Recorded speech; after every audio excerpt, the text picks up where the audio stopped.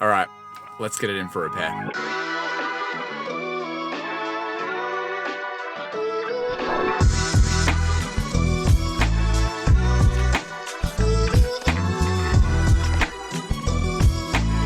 So this is the Resolve Mini Panel. Ever since I built this studio, it's always been a goal of mine to have a color grading panel like this. And let me explain why. See, typically, if you've done any color work before in Resolve, you'll know it's a lot of clicking a lot of buttons, going to different panels, adjusting a lot of different settings. But at the same time, there's always this massive disconnect between you and the process.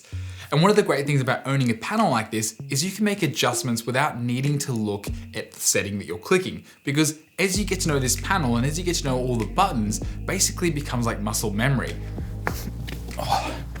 Okay, so what happened? Basically, as a lot of these things go, it just came down to one night, I was browsing the internet and I was looking at the Resolve Mini Panel. I've been wanting to buy it for a while, so I was just, again, doing the usual rounds, checking it out, different places. It was out of stock basically everywhere, but believe it or not, for the first time ever, I found a Resolve Mini Panel on Facebook Marketplace, and it was being sold at a really good price at $1,600. Now to put that into context, that's Australian dollars, so at the moment they're selling the Resolve Mini Panel for about $28.50 new at most places, but the catch is they're all out of stock. So even if you want one right now, more likely than not, you're gonna have to be waiting a long amount of time to actually get one. This was $1,600, it was in excellent condition, and it was basically, it looked like it was brand new. I knew that I was gonna love it, but I just didn't know I was gonna love it this much, and I didn't know how much I would sort of grow to just really enjoy having this panel on my desk while I'm doing color grading. I like to think of it as akin to sort of a musical instrument. If you've ever created music before in Logic Pro or GarageBand, you'll know there's an option to view a MIDI keyboard on your screen, and you can use a mouse to click away at all the different keys on the keyboard.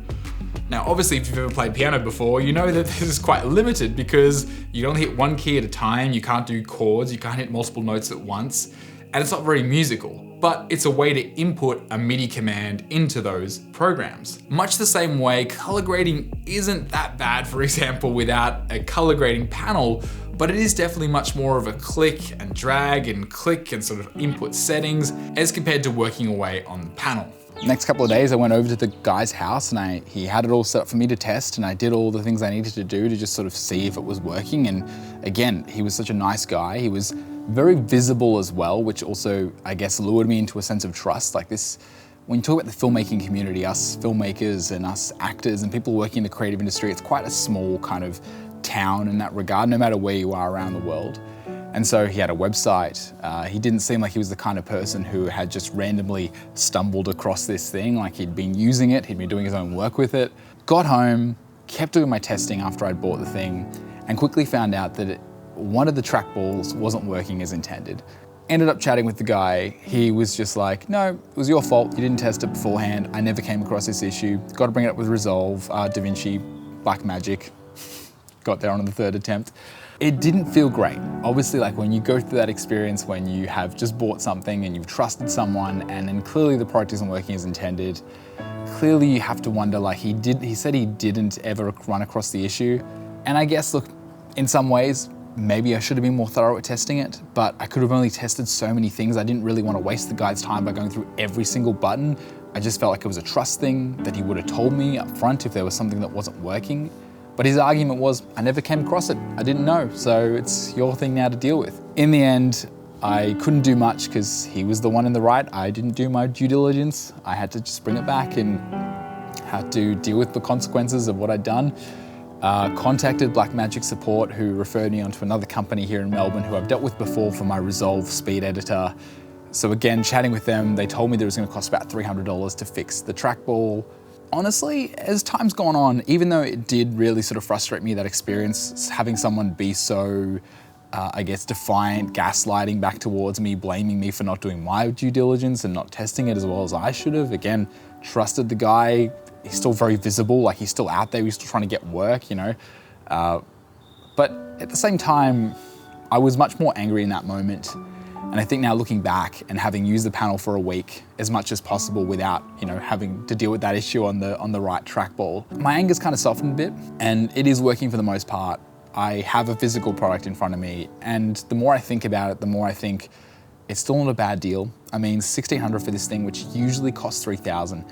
And even if I had $3,000 ready to go and I wanted to buy this thing, I couldn't. They're all out of stock at the moment. So effectively for under $2,000, which is still $1,000 off, I've got a panel which, once I return it to New Magic, who are the company that fix it here in Melbourne, I will have a working Resolve Mini Panel, and I guess that's not too bad of a deal. So all of this stuff just makes the efficiency of working with this panel and the efficiency of color grading in Resolve so much better. Not just efficiency, just the experience. As I said, it's almost like owning and sort of getting to know a musical instrument. Like when I'm actually working with it now, I feel I'm a part of the process. And when I want to do something, it's already after a week, I feel my hands just knowing where to go to do something, which is a really cool place to be. And again, it just sort of makes you much more engaged in the process. And as I said, one of the biggest things for me, and always one of the goals when I built this editing setup, was that I wanted to look at a reference monitor, which became this LG OLED. And I wanted to be able to adjust the image without having to look at the dials and controls in DaVinci Resolve.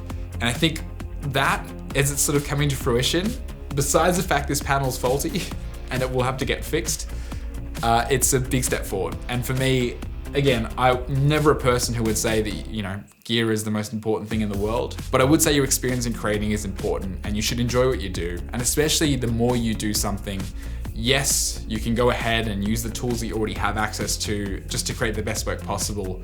But if you've worked hard for something and you've worked hard to sort of build yourself up to a point which you can afford a panel like this, and again, you see it as a worthwhile investment, you see yourself making your money back either as a direct investment, so you're gonna actually make money off color grading, or you're someone who does a lot of it and you enjoy doing it. And again, it's more of an experiential thing where it's gonna create a better experience for you. You're gonna sit down and enjoy yourself more working away every day, and you're gonna be encouraged to do more of it.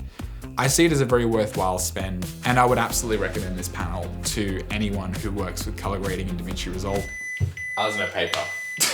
I love printers.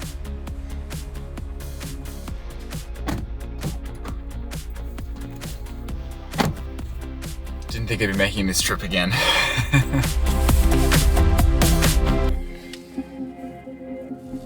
So I guess you've got to consider service costs as well when it comes to video equipment and gear and editing equipment, anything basically. So again, as much as possible, setting yourself up to maybe have a little bit left over just for potential servicing costs, whether it's straight away, which ideally it wouldn't be, or down the line. I think that's really important. So yeah, I hope you all enjoyed that. Thank you so much for watching. If you enjoyed the video, please like it, give it a thumbs up, leave a comment. If you have any questions about the Blackmagic Mini Panel, please ask away. I'd love to make some more content on it. So if you've got any questions, those can help sort of guide the next video, which would be awesome.